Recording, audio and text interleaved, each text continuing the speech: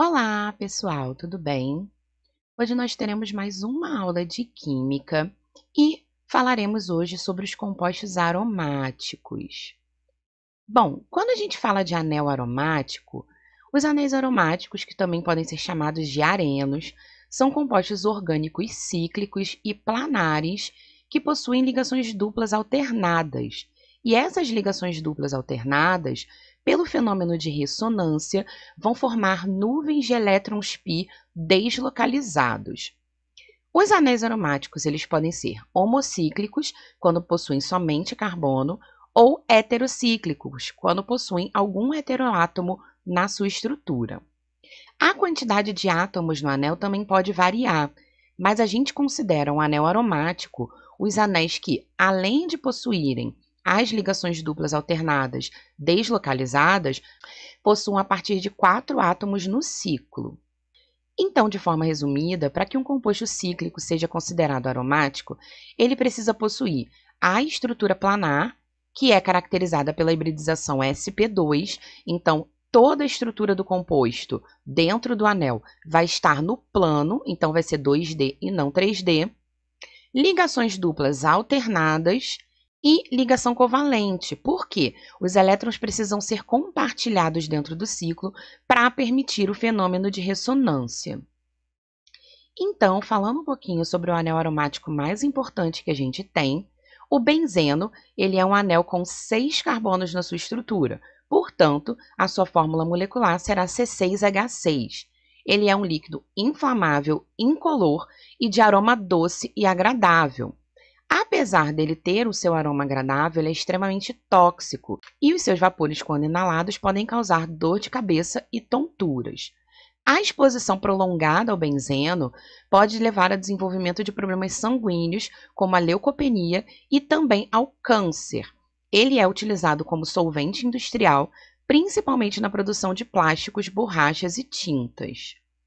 A estrutura hexagonal do benzeno, ela foi proposta pela primeira vez pelo Kekulé em 1865. Ele dizia que, na estrutura do benzeno, as ligações duplas se mantinham sempre em constante movimento, causando um equilíbrio, o que manteria essa alternância constante. Alguns anos mais tarde, essa representação do Kekulé, ela foi transferida para a representação com um círculo dentro, que indicaria a ressonância dessas ligações, ou seja, a gente não tem a ligação dupla dentro do benzeno parada em uma única posição. Então, em um momento, ele vai estar com as ligações duplas desta forma e, devido à ressonância, em outro momento, elas já estarão em posições diferentes. Como esse movimento é constante, a gente generaliza para o desenho com um círculo dentro, tá certo?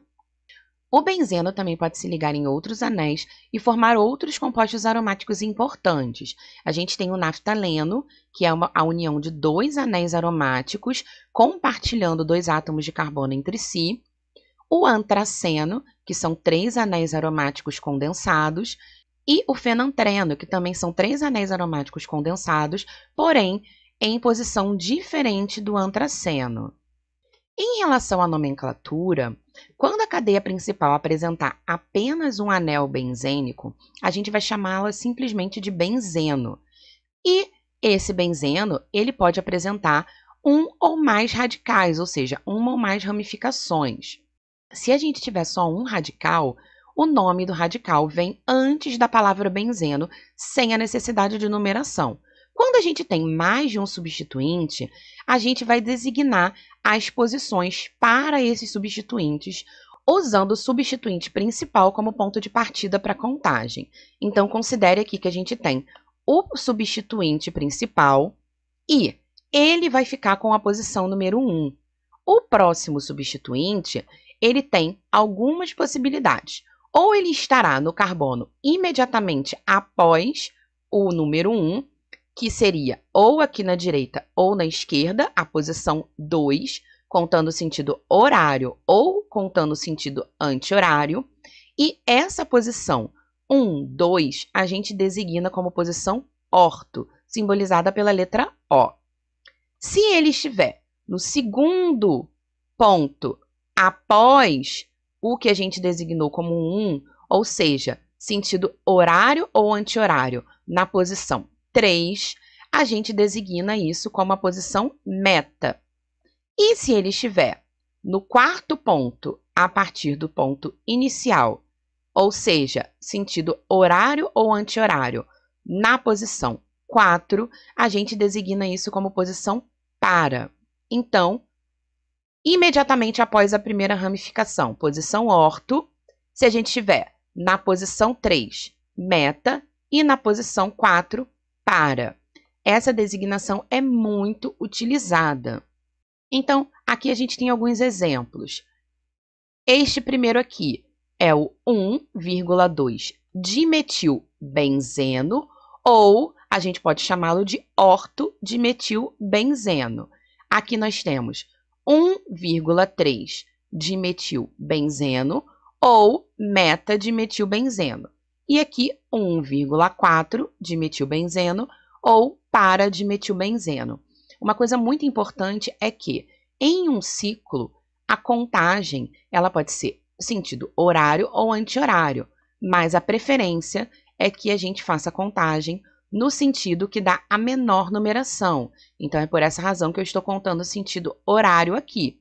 Caso a ramificação estivesse do outro lado, eu também usaria 1,2, porque eu estaria contando no sentido anti-horário.